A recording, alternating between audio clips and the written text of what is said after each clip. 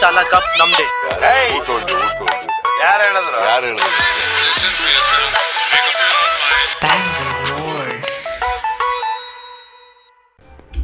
Rajesh, thank you so much for joining us on Bangalored. Great to be here. Yeah, great to have you. Great to have you.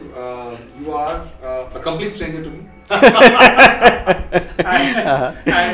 Same here. And in a way, I prefer to have sometimes complete strangers as guests because that way there's no what do I call it? There's lots to explore.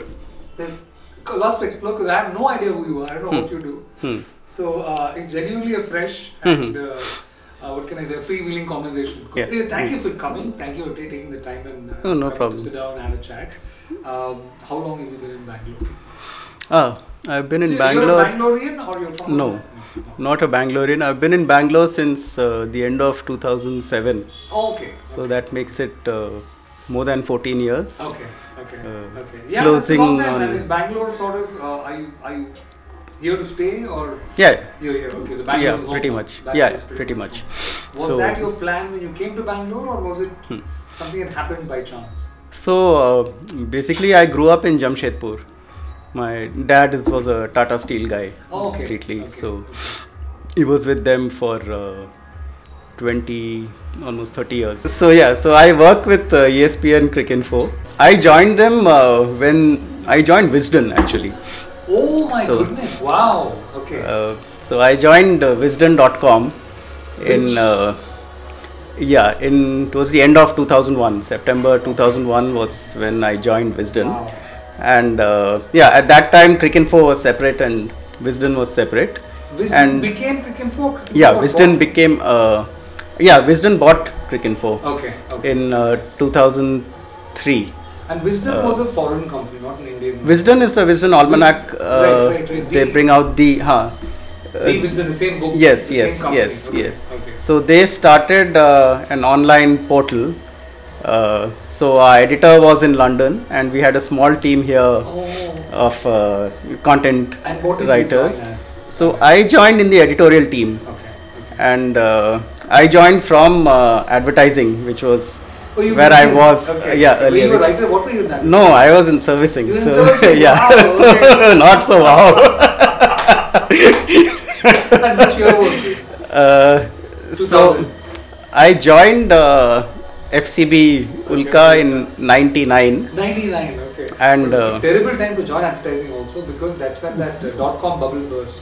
exactly. Correct? So that's what I was. It was a horrific time to be in advertising because I think agencies shut left, right and center. But FCB was one of the big They five at remained, that they remained. point. I mean, I don't follow it that closely now, so I'm not. They're still around. FCB, I would say, is still.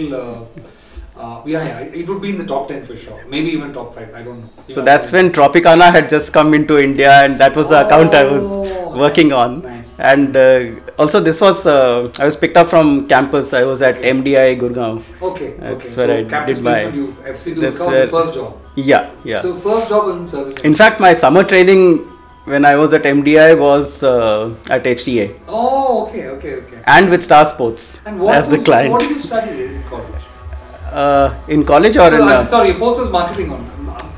This was marketing. I did my maths honors from St. Stephen's before that. You did maths honors. So that's Yeah. BA or is it MA or what is it? It's BA. Okay. Because so you did a bachelor's degree in math from St. Stephen's. Wow. Great. But so after that my MBA and my first so after the first year the summer training was at HTA with Star Sports. Nice. Very ironically. HTA with Star Sports. You were working on the Star Sports I was working on the Star Sports account.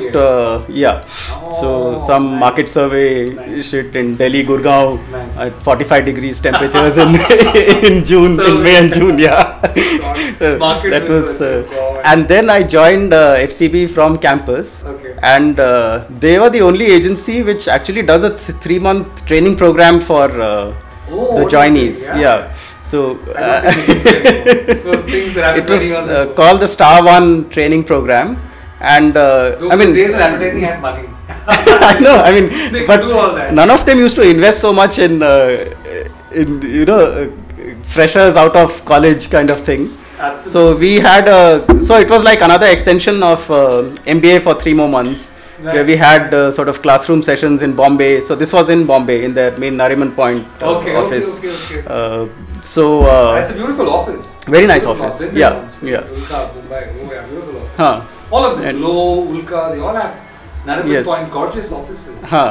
So we were there, and we were sort of a batch of 15 or 20 people, and we made some very good friends. I'm still in touch with a lot of them now. We have from Ulka, and it's only because of the training program, because it was like a college sort of thing. The 15 people you're talking about are the freshers who trained together. Yes, from different places. It actually sounds incredible. Yeah, and then I worked. They had a 1 month sales stint.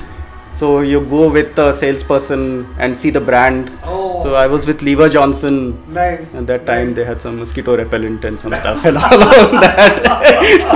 so 1 month there, and then from Bombay I moved to Delhi after the training. So after the 3-month training, moved to Delhi, and a rather rundown office they have compared to the posh Nariman Point. So yeah, FCB Delhi was a little like a Sarkari office with files, and it looked quite a bit rundown. It wasn't. I'm slowly moved out of things. Sorry. No. I thought I had. Hope you're okay with it. Yeah, this is good. I stopped you again. You were telling me about Ulka, and from Ulka. Sorry, you were Ulka. So I was with Tropicana, which was the time that they had just launched in India around 98, 99 was when they launched in India, and they had Neha Dhupia's. I think it was one of their her first campaigns. I think it was. This is before she became a known actress. Before she became a known actress, but around the time of Miss India. Okay. Yeah. Okay. So I think she had just. Was it just one then? Yeah. Okay. So that was one of my clients, and the other one was LML. So it was a scooter. The LML Vespa. LML Vespa. Oh my God! What a legacy brand. Wow. Yeah. So anyway, so those were but servicing was something that sort of never clicked with me. It's a tough. I think. I don't know how it is today. Today, I think it's a lot better. I think because back then. Like today, it's corporatized, everything. Yeah. So you have more structures in place, and more structures, and that in advertising was brutal. Yeah. Brutal, yeah. It's a fun but also brutal place, So if you're in servicing, sometimes you can junior levels, Yeah. Junior level of servicing is not. If you get to a mid level, it's quite. And a lot of people move to planning or media or something. Yes, or at least to planning, where you're sort of doing a little more. Analog era. Yes. There was a lot of physical work to be done. Yes. And things that took time. Every stage. And that horrible thing called artwork. Yes. You have to go to publication. Yes. Or wherever it is, right? You have to deliver it. After getting past so many levels of people. Yes. From the creative director to the account director to the studio manager, the pasteboard artist, and then to get everything ready, and then you have to go and give it to the publication before they close. Yes. And you needed signs on. Yes. Final artwork. Approval. Yes. 3 or 4 people's signatures. Creatives. Before they close, right? Yes. One guy will say, I won't sign this. Against my professionalism. What nonsense. And if there's a small mistake, to correct that loop that you go through. Yeah. And of which 3 guys will be pissed off with you. Abuse you, saying, what nonsense. Why didn't he check? Tough place. I still remember one really awful incident where Tropicana was running some promo, and they had some number to call to, and that number went in as the incorrect number.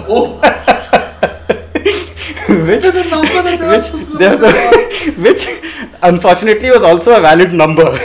So it actually number, but somebody else's number. It actually went to someone, and that guy called up and shouted at the agency saying, what the hell, I'm getting these calls. So we were sending them crates of juice saying that we are sorry, this is happening. Oh my God. I was also very upset. Some random 100 people people fall for dropping and so we're like, let's send them crates of juice and say we are sorry and all of that. It was. But the client would have been like furious, no? Yeah, the client, Did the heads roll or no? No, heads didn't roll. But that way the client was decent. Back then also, people were also forgiving. Today someone would have lost their job. Today also I think over the years, after so many fuck-ups. But fuck-ups have been happening since ages. And probably they are easier to correct today than... Easier to correct. That's today, if it happens and you don't catch it, because today you can catch it even in the nth minute. So today, something like this, head will roll. But back then, because it's all mechanical and there was so much scope for human error. I think somewhere you were just given a very hard spanking on the bum or hand and you were forgiven, and saying next time bugger. Now it's, now I think, now that's also why advertising, like other corporate offices also back then, were a lot more relaxed spaces. Today, the consequences have become the stakes are higher. Yeah. I don't know if the stakes are higher, but the consequences have become very serious. You can't mess around and get away with it. That's not the atmosphere in any corporate. And I think whatever little hope, whatever little space there was for fun, I think after the Me Too campaign, advertising just shut down, saying, "Screw you guys, having too much fun." FCB was always known as one of the most staid. And it was a, what can I say, stable horse. That was the image. Yes. Nobody mistook FCB for being an energy agency. Exactly. The expectations were also low. Even the clients didn't expect. I think even the clients that were there wanted hard-working, steady work. And we were more into media and planning and all of that. That was more the strength today, than FCB. That is probably the strength, that they deliver on time and. Media, now it's... Media buying, planning and all of that was more the strength. Now all that is bifurcated now. No agency buys media anymore. That's specialized. But today I think it has, in Bangalore I know FCP has, ITC as one of their clients and the work they do. Yes, they do. Not necessarily the cutting edge or avant-garde and all that. But it's stable, hardworking. Reliable sort of a brand. Right, yeah. How long were you there? I was there for about a year after those 3 months of training. Okay. So, and then you figured that... I'd figured, but I didn't know what I want to do. I sort of knew what I don't want to do. but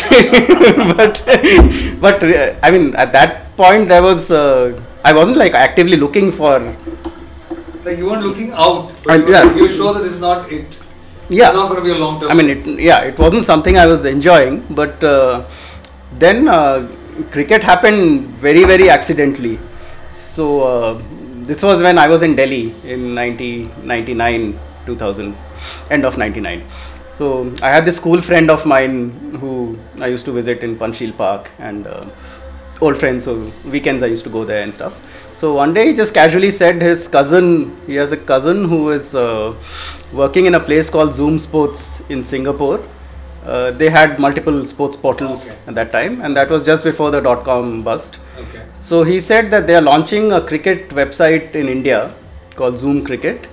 They are going to launch in a few months, but they are building content and all of that, and they are looking for people. And I was a cricket nut since my school days, and I used to maintain a stats book.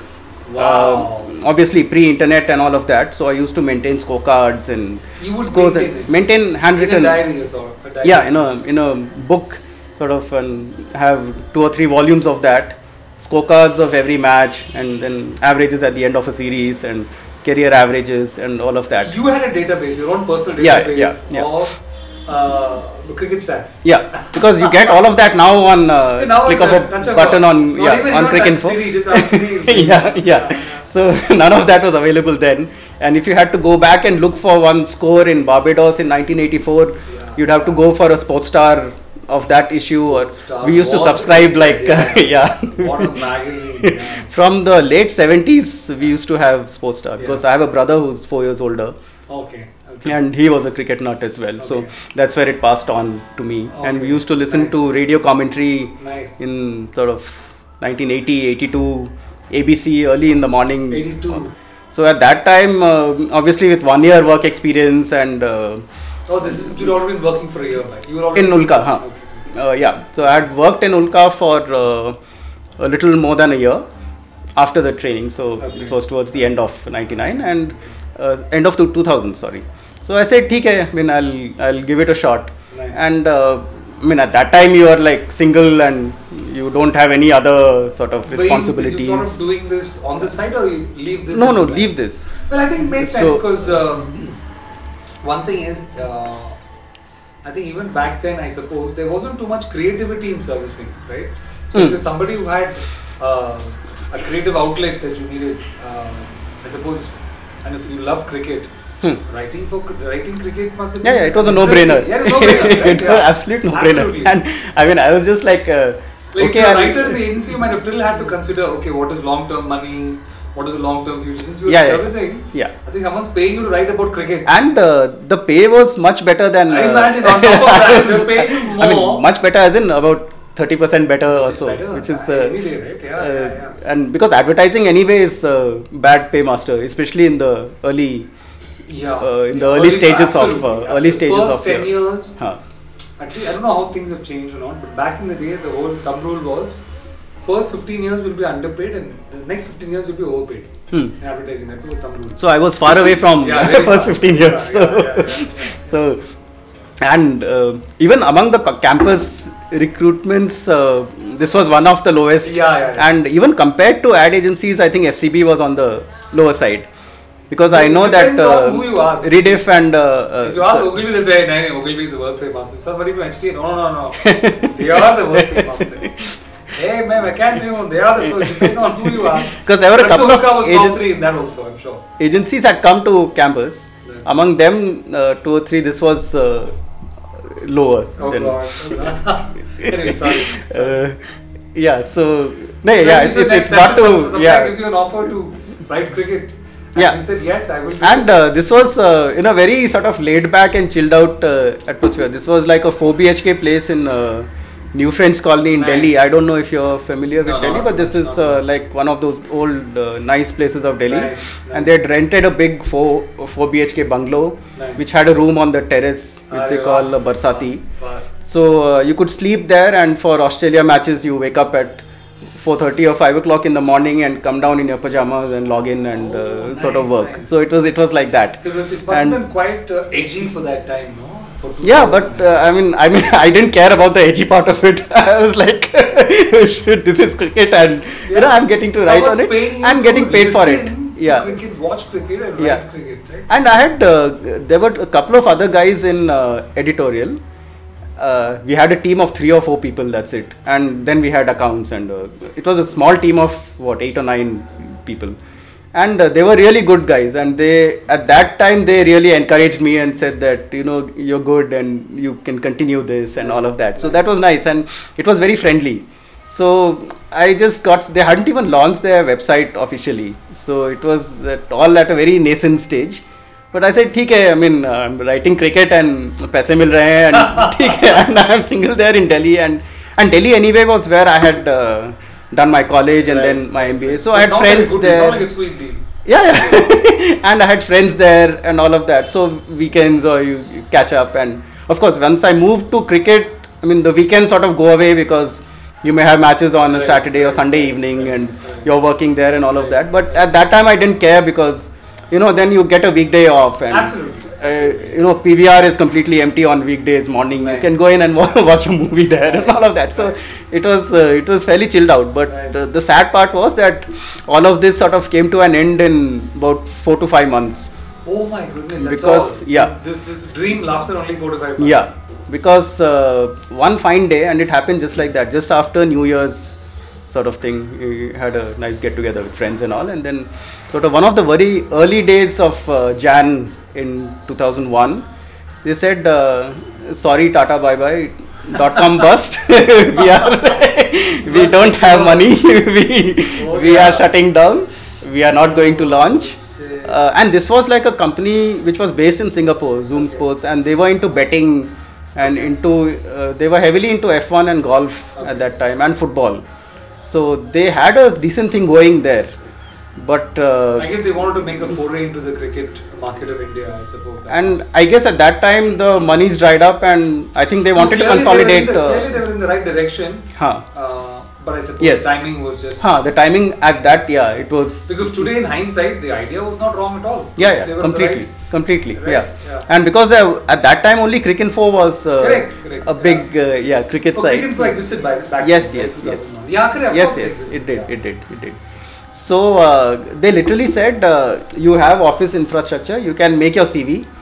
you have the printer and the paper, but that's all you're going to get. As in, there was no compensation, nothing at all. It was like one fine day, it's tata bye bye. For 1 week, our office will be open here. You can come and make the necessary arrangements.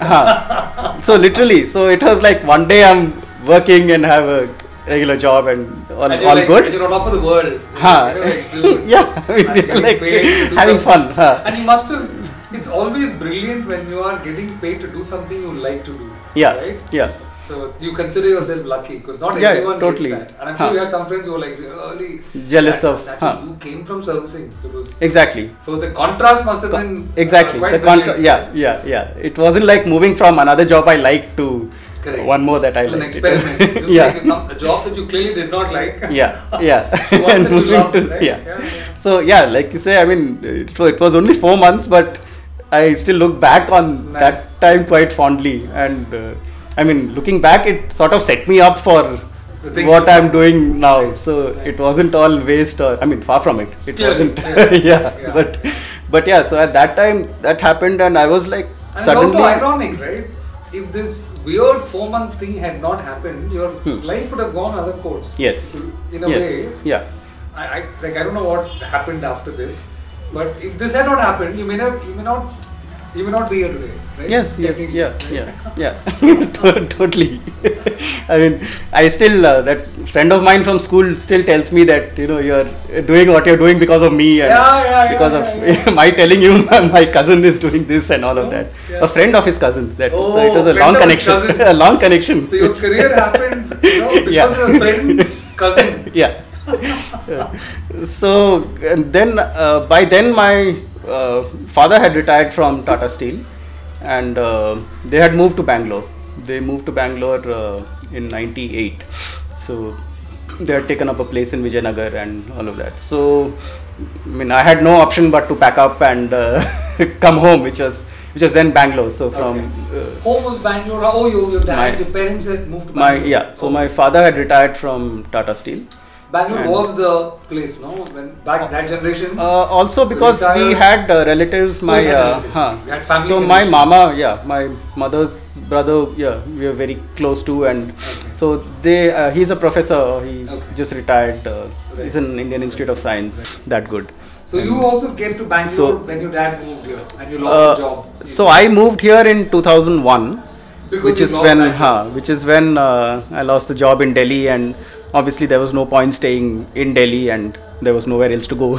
So obviously home is where you come to. And then I was like looking for a job, and I was in my spare time just writing a little bit on cricket and stuff. And this was 2001 when that historic Australia series happened. The Harbhajan, the Lakshman. So I came here towards the. There was the Calcutta test, and then the victory was the Madras, right? Yeah. And they got thrashed in Bombay. Yeah. They got thrashed in Bombay. They recovered in Calcutta, and they won in Chennai. Yeah. So that was how the 2-1 happened. And so all of that was in my downtime when I didn't have a job, and it was a bit scary in the sense I didn't have a direction because I had done cricket for some 4 months, but and that too a website which didn't launch. So how much does that really count? It doesn't really count for much, and there was no sort of print experience or anything else, no journalism background. I didn't want to go into advertising. Clearly. I had done sort of MBA in marketing, but I mean, some of the job openings here were very sort of bleh, and that was also during the .com bust when generally the market was bad, and things were looking bad. So there was nothing really happening for a long time. So this whole stretch of that Feb, March, April, all of that went in, and then just randomly I saw a newspaper ad saying that reputed cricket, it wasn't even almanac, it was reputed cricket organization or something needs data scientists or data data analysts. Yeah. So I said, okay, this looks, I had by then tried some other marketing things and all, and it was quite sad at that time. So I said, okay, I'll give this a shot, and I didn't know what it was. So they said there's a written test followed by interviews. So this was in Carlton, I think Carlton Towers was where the office eventually was. I think, I think that's where they did the interview and stuff also. So I went for the written test. There was a company by Anil Kumble's brother, Dinesh Kumble, called Stump Vision. So they were the ones who were sort of conducting it, or there was, process. And also there was a person called Mr. Anant Narayan, who's still he's a cricket analyst he's from the software background with IBM and everything, and he was a data scientist, still is, and he was conducting these interviews and the whole thing. So the written test sort of I sailed through and got everything correct and all that, and then the interview happened, and so he told me sort of qualification wise you're overqualified for what we are offering. They were really looking for scorers kind of job, so people who would live score every match, update live score. Yeah, and do a ball by ball scoring. And he said, I mean, with your writing, and I used to write a little bit also at that time, and I had shown some of my articles and stuff, and said, so write, and then you've done your MBA and all that, though it's not really relevant to what I was looking for. So he said, he said, this is really for Wisden, which is when I said, oh, and I was like, wow, I didn't know that they are advertising for Wisden, and I said, okay, if that's Wisden, then. So he said, why don't you meet our editor who's coming down to Bangalore? He's in Bombay, and why don't you meet him and have a chat with him and sort of see where it goes, because for the job we have, you're sort of overqualified in terms of what we are offering. So he said, "Theek hai," and so this was around August or something, which is, I still remember, India was playing a test series in Sri Lanka at that time, and so I went to Carlton Towers, which is where Wisden office was, and editor from Bombay had come down, Sambit Bal, who is still the editor of Cricinfo now. So he was the editor of Wisden India at that time.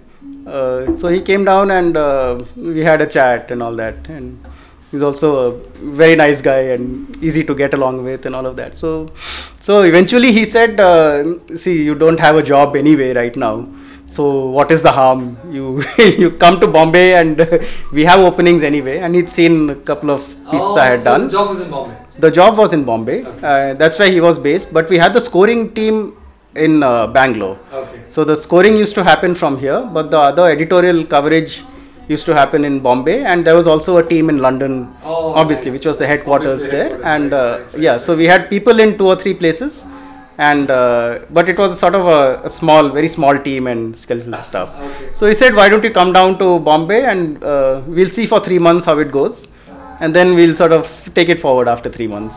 So I got the offer letter and all of that.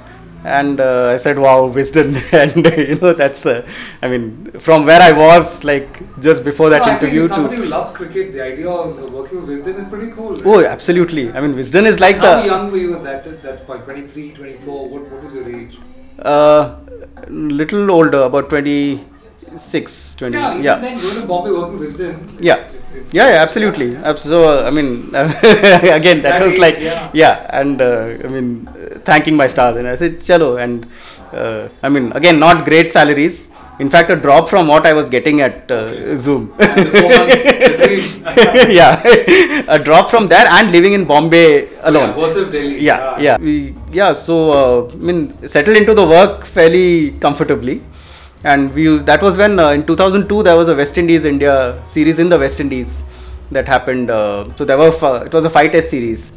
So we would do that cycle of West Indies matches, means you start at 8 p.m, finish at 4 a.m, kind of thing, and then you have breakfast somewhere, and you go back. And so sometimes when my friend would be going to Andheri, I would take the local with him. Right. So we would be taking the local from town into city at 5 in the morning when the rest of the crowd would be coming into city from.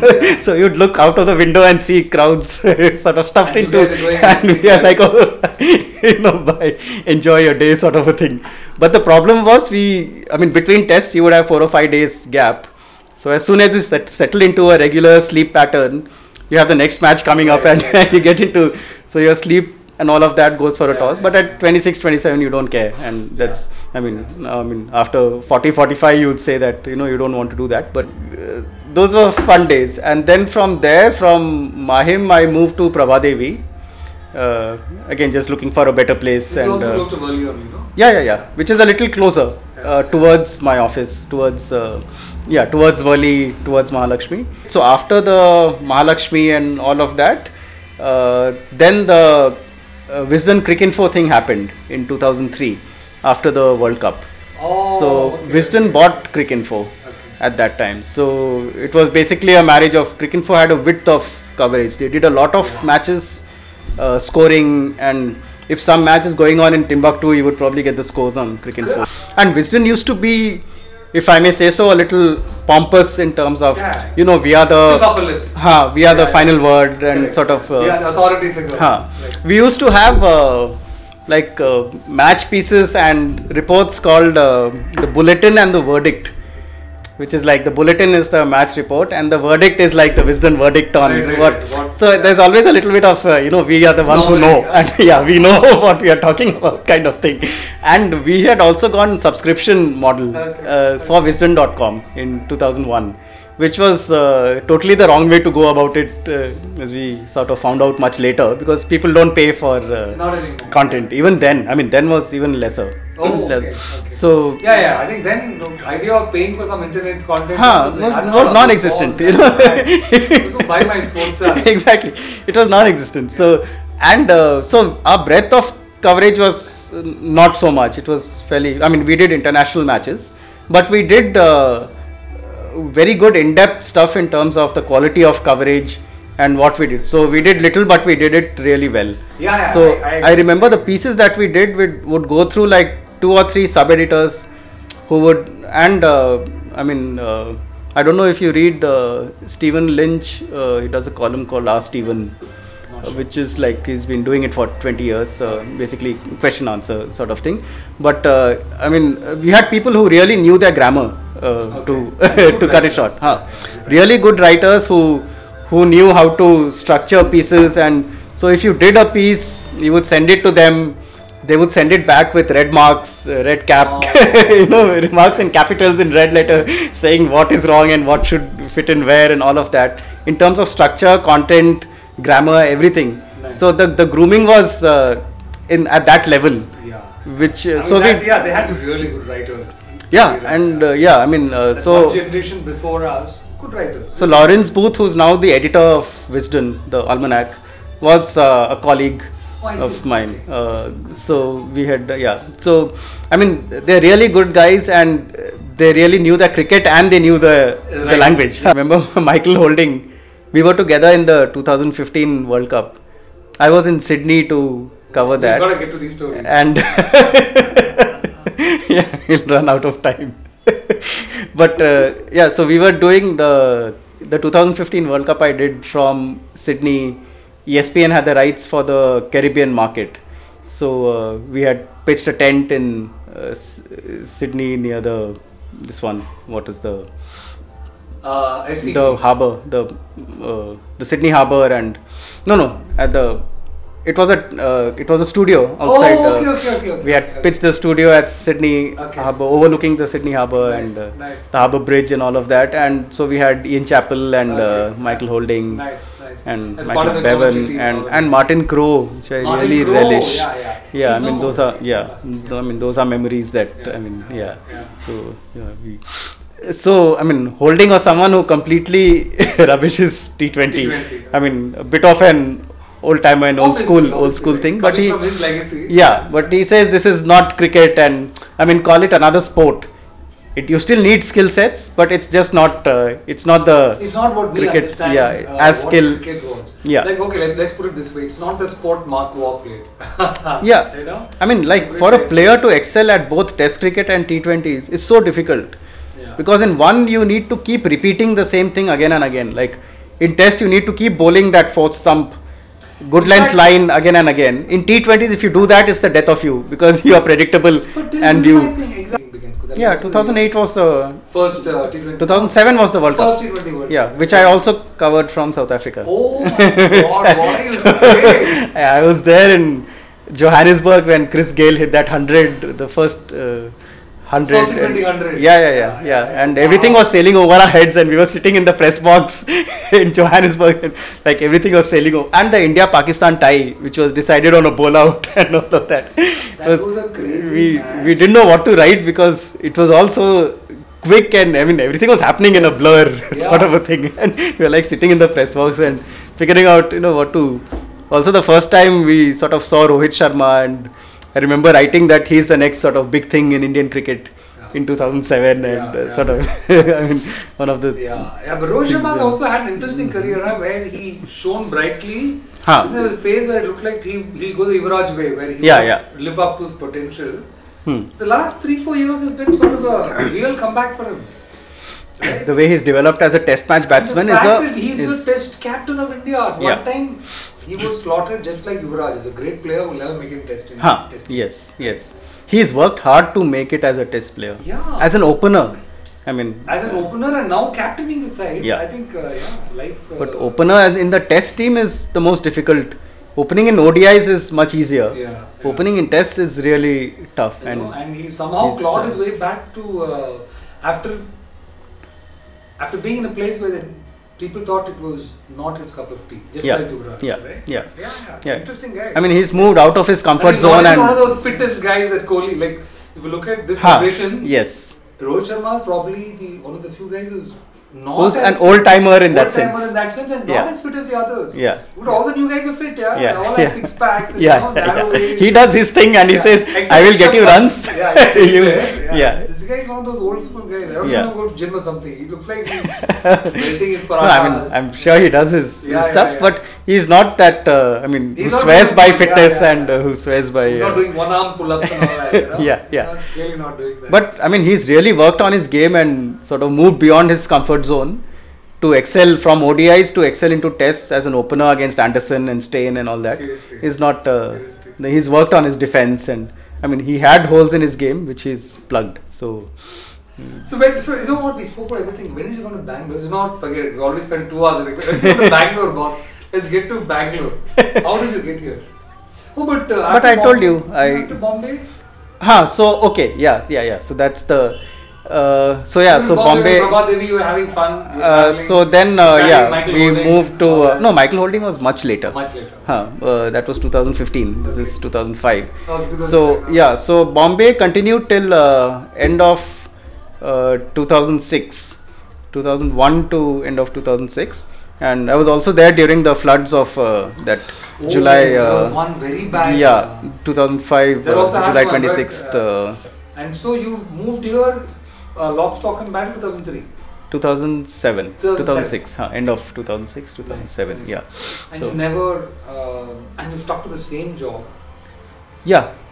And then we sort of, so as Cricinfo... Stupid question, what are you in Cricinfo today? Like, what's your designation? So I am the stats editor. So, oh my God. So as we sort of grew, we sort of... so when I started off, I was sort of doing everything, but also because of maybe a little bit of maths or a little bit of, from the beginning I was a little more numbers oriented. Clearly. You in the terms of book of stats when you were a kid. Exactly. And it's the easiest way to settle arguments, when you're arguing about this player or that player or something. So all of that and then... And that's been how you've been in Bangalore 14 years. What's it been like? 14 years in Bangalore. The urge to leave the city, and you got married after you got here. So got married in 2008. So soon after I came here, actually my dad passed away in 2007. Okay. Sorry to hear that. And because we had bought something in 2008 in Tanisandra. Okay. which that time must have been a very reasonable price compared to today, I must say. Yeah, but I mean, we chose a very good location, but unluckily a bad project, which took like 6 years to complete. Beyond, so we had a lot of issues with that, and with the loans getting stuck, and with our CIBIL ratings and all of that. It was a pre-approved ICICI thing and all, but those, almost like an art film stories. Yeah. Luckily, many of my friends have gone through this. So the builder sort of again, that 2008 was just before the 2009 bust. Yeah. So once that bust happened, that builder ran out of liquidity, stopped the project. Loans, the pre-EMIs which the bank was supposed to pay, I mean the builder was supposed to pay really, he stopped paying that. Our loans, so what do you do in this bad loans escalated. We had lucky, in fact our office was in Primrose Road at that point, and this used to walk down that MG Road, and evening just take a half an hour walk around that, and all of that. We had that was nice. And so this was again a property by Monarch, who were the landlords, but there was another, the builder was Canopy, and they sort of got stuck with monies. And so luckily the landowners took over. Monarch is the one that they have a hotel on Brigade Road. So they are the landowners. So luckily they took over the project, and they decided to complete it. So that whole process of transfer from one to the other, and all the bad loan that you would have put, I'm sure, a big chunk of your savings into a project like that. We had put some of the savings, and worst part was that the pre-EMI which the builder was supposed to pay, he defaulted on that. And then after you, right? And then our bad loans accumulated, our CIBIL ratings dropped, and all of those. So CIBIL ratings went down, and we were not eligible for any further loans. And then we got into negotiations with this builder. New builders. He said, Monarch said, okay, we will take over and we will complete the project. So that whole takeover took like 2 years. And then they started the construction again, I think in 2011 or 12. They took 2 more years to finish. And so 2014 or 15, we finally got possession of it. Nice. At least you got it. Good. We got it finally. But I mean, after going through all the hardships and so their office was on Brigade Road, and I was on Primrose Road, and the ICICI bank was the bank on which is that, close to Bangalore Central. The big bank there. So the main branch, which is where they were handling the account. So I would sort of go to the bank and sort of sometimes talk to them, and I was sort of a go-between at that point between the residents and some of that. Nice. So I mean, it just, I mean, serious middle class issues, no? Like serious middle class problem. You pick a project and you invest your money. And the builder just goes bankrupt or. A very good location, because I mean, Tanisandra main road is very good now, and there was a Shobha project that came up, sort of started a few months before and came up in like a couple of years, and we were still like at basement, and but that happened, and so I mean, luckily that part of it is sorted now. Good. So at that time, so when I married, so we were in Vijayanagar, and Ambika had her office on very close to this place. When she was with Excelsoft, which is just behind Leela Palace, where her office was. So then, I mean, daily commute for her was becoming a she mentioned, and she nightmare. Quit also. That's one of the reasons she became a food stylist and all that. Yes. So, I mean, then we moved to Koramangala because of proximity to work and all of that. So we moved to National Games Village in 2011. And right now you live near close to... We live in Harlur, close to. So, I mean, that was sort of a forced move because our landlord wanted the place back and all of that. And how's your 14-year journey in Bangalore been like? What's your feeling? What do you feel about? So you're a Bangalorean now. I'm comfortable here. So you see yourself living here like the rest of your life, or? I would be, unless something fairly dramatic happens, you most probably see yourself living here for the rest of your life. Though I may not mind a place like Mysore later on. I think it's. You're right. Mysore is today what Bangalore was 20 years ago. Yeah. Absolutely. And one of my friends from FCB, who has opened his own PR firm called Aim High, which is in Indiranagar. Okay. he's from Mysore. Okay. So he's moved back to Mysore to his home, and he commutes here maybe once a week or something. He's very happy there, and he's got family and kids there. And even for kids growing up, he says he's happy to have. It's old He's happy to have his kids sort of play on the street and sort of enjoy that. I grew up in Jamshedpur. Do you know Kannada? Not I haven't a little bit, but I haven't. Mysore is a little more. I think it's a little less cosmo. That is, of course. So like any smaller city or smaller town, knowing the local language. Like in Bangalore, you don't even have to know Kannada. Yes. See, like me today, I know Kannada because I'm really trying hard to learn it. I'm trying very hard, you know, and I'm picking up slowly. Have you done any kind of formal? No, generally I speak to Swiggy guys and the cab guys very badly. I used to speak really badly, and they used to be like, "Who the heck? What are you even saying?" But over time, it is. Now I can converse basic, and I'm sure in 6 months I'll probably be fluent. Like Ambika says that a lot of production places she goes to, a lot of their guys there are from. That's how you speak. That's how you speak up. Yeah, even me in the film world, or even at films or whatever, the local crew, a lot of people are Kannada speaking. Right? So it's easy to pick up. In a corporate scenario, it's difficult. It's difficult. We all speak English. Yeah. In office, I mean, again, for us, we are all people who come from different parts of. Telangite, you can be North Indian, whatever. In office, you speak English. Yes. You're not going to pick up Kannada. Yeah. So I learned my basic Kannada from talking to Swiggy guys, Ola guys, and Uber guys. And now I try when I'm on the street, when I'm buying things, I try to use Kannada and getting better day by day. And if you know Tamil, which I know, it's even easier. If you don't know Tamil, if you know Tamil or Telugu, if that's your background, it is easier to pick up. If you're a North Indian who knows only Hindi, it's a different that starting point itself is the foundation is very different. Right. As a language, it's much closer to Telugu and Tamil. Very different from the expressions. Like for me, if I have to write something in Kannada, I would write it in Tamil and then translate it. Right. Not Hindi. Though I know Hindi, I can't. If I translate it in Hindi and then took it in Kannada, it might lose meaning. Right. You know? But it's interesting. Very easy language to learn. And the locals of Bangalore, they love it if you know Kannada.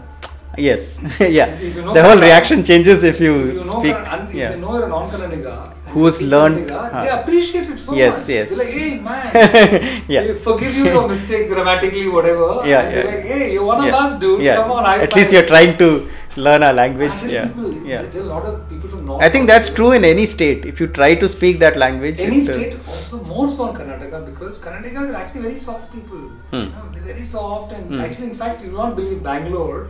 I try my best to get more Kannadigas. It's very difficult for me. Because they just don't come. Very shy, very soft spoken, they like to be behind the scenes, they're not very flamboyant or too showy kind of people. You know? They like to be behind the scenes, as if you noticed, I'm sure. And it's mostly non-Kannadigas who are coming onto the show. But that should not... It's very weird. Maybe it's my luck. Why should that be the case? It's just my observation. They are a very soft people, I feel. You know? And therefore, for too many years, people have come in and not known Kannada, and they've done well in Bangalore. Right. To a point where now they feel a little. Like, dude, come on, it's our city, it's our state. At least try to. You guys are not even putting an effort to learn it. Kya ho raha hai? You know what I'm saying? So when they see a guy, you're actually learning, they just, they really appreciate that. That's why I tell a lot of people do. Learn 10, 15, 20 words also in Kannada. The 3, 4, or the 10 sentences that you can learn now takes you a long way. With the local people. And it also helps you, I think, in a way, like in any state, any culture. The minute you understand the language, it's easier to relate to what the people are, the festivals and whatever, in every which way. In every which way. So tell me about what are you feeling about the city of Bangalore as we conclude? We should conclude. You'll be surprised. I won't tell you the time. It's been a long time. Okay? Let's finally get to Bangalore. Let's get to the part of the show. But I didn't know that it was meant to be about Bangalore. Nothing like that. Usually it was, but usually it is. Nothing. This has been a very different sort of conversation. I don't know if it's because of Paul John. Alcohol also changes your perception. I think but Paul John must be there, or an equivalent of that would be there in most conversations. Yeah. And by the end of the conversation, I don't know what I've been speaking. Only later I realize, oh God, we spoke all this. Okay, I'm sure it's not that bad. It's not. It's not. I think you're exaggerating. A little bit, mildly. For the 20-30 viewers we have, I have to exaggerate a bit. What do you think, Bhavesh? Finish. Huh? Finish the drink. Coming back to let's end on that. Tell me what your perception and your realization of the city is. It's just, and I ask this to everyone, because I feel maybe it's a bias. Obviously, it's a bias. I live in the city. Obviously, biased towards the city. I love the city. It's not as exciting as Bombay. It's not as culturally rich as Delhi. It's not even as cinema influence of Chennai, which has its own culture. Cinema and music. Cinema and music. The classical. Correct. It's a Chennai thing. Cinema more than anything else. Right? Bangalore that way is a truly cosmo city where the indigenous culture is not so pervasive. Yes.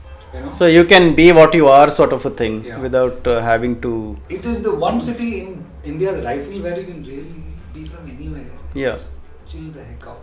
Not too many, and of course that's changed a bit over the years. It has changed politically, a lot of dynamics. Yeah. But it's still a fabulous city where you can just relax. Chill. Just chill and do your scene. You know, maybe it's a little boring at times because it's that sedate. But it's still a fabulous city if you're someone who likes to reflect and just sit by yourself and just think. It's a great city, and it works for me in that sense. Though it doesn't work for me commercially, I should be in Bombay for what I do. And also in terms of if you're looking out for other recreational options of music. I mean, there is stuff that happens. The biggest issue is, of course, the commute and I mean, getting from place A to place B is something that is. I mean, increasingly it has its drawbacks. It is a little.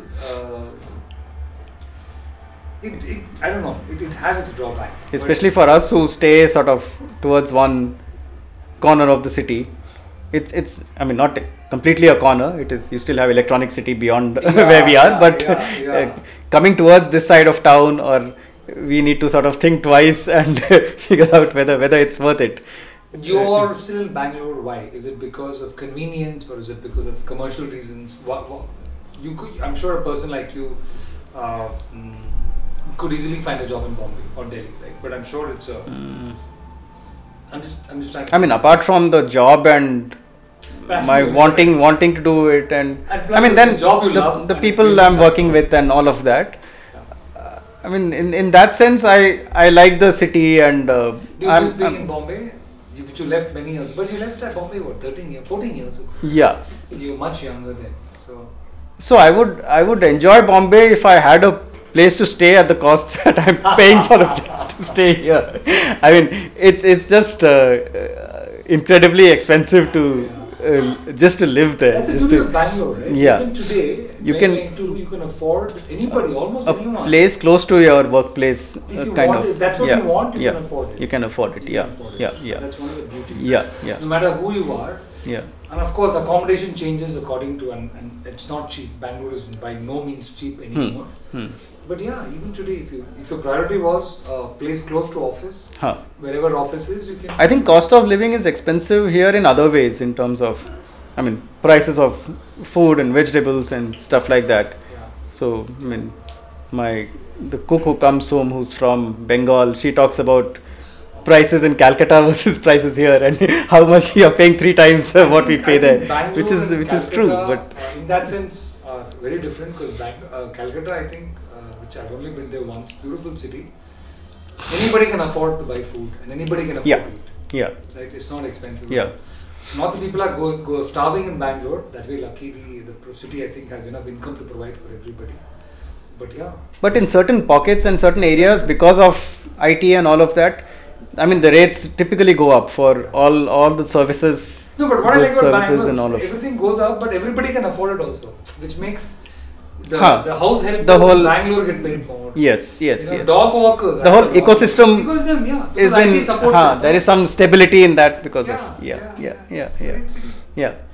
And I mean, of course, the weather is like the ultimate. We are in July. I know today's room is a little warm. I'm feeling embarrassed, but otherwise, it's just even with this fan on such a slow speed. Oh, beyond mid-May, I think the whole last 2 months. No other city in India has this. What we have. People have been like struggling in sweltering heat. We could not do this in any other city without air conditioning. I don't have an air conditioner at home. Imagine. And so someone who moved from Bombay last year, and was earlier in other places, then straight away you save 2,000 or 2,500 rupees on your electricity bill when you come to Bangalore.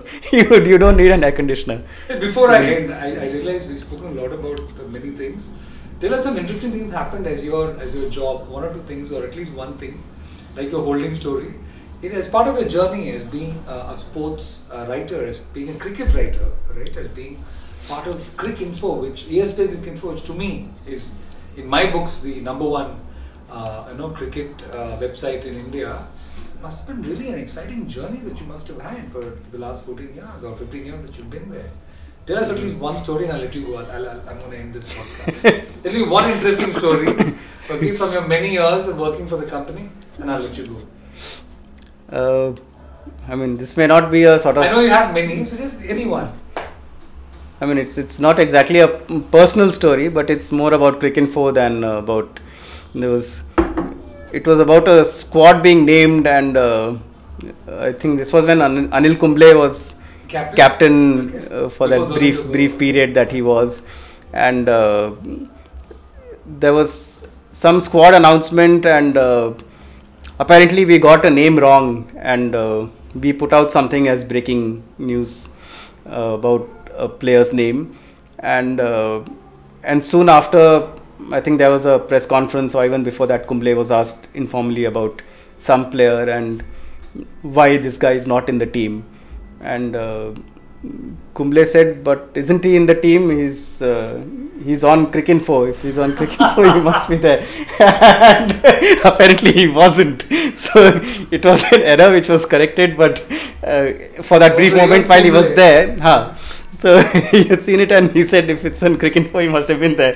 And it was then later that we corrected it. And it's something we tell internally to our people or to our new joinees to, emphasize the impact that Cricinfo has and to emphasize on the correctness. I mean speed is important, but you need to be correct all the time because a lot of former players, a lot of big names in cricket follow Cricinfo more than any other cricket. In that sense, even guys like Atherton or guys who are respected in the sport, even when they interact with us, a lot of it comes from our editor and guys who've been there for a long time. So in that sense, of course there is the market share and there is the commercial aspect and all of that, which also you need to sort of side by side gear up towards. But in terms of content and the respect that we have in the cricketing circles, that's something that you can't buy over a short period of time. That comes over 20 years. You guys are waiting for what in India? We've done more than 25 now. We had a 20-year ceremony. And you have worked with them for? I have worked with them for 20 years. Wow. But that includes my period in Wisden. That's how we started this episode, by you saying, dude, that's what I've been doing. That includes my period with Wisden, which was like 2001. So I just got a line on. We are part of Disney. Did I tell you that? ESPN is part of Disney. Part of Disney, right. So I just got a Lion King plaque for 20 years in Disney, sort of thing. Just so a month back. 20 years in Disney, technically. Yeah. So this is like 20 years so it's in Disney. So 15 years is a Mickey Mouse and 20 years is a Lion King plaque thing that we got. It sounds childish, but I'm sure it's a milestone and I'm sure it's an accomplishment. At least the Lion still sounds okay, but 15 years later you get a Mickey Mouse. I love Mickey Mouse. Yeah.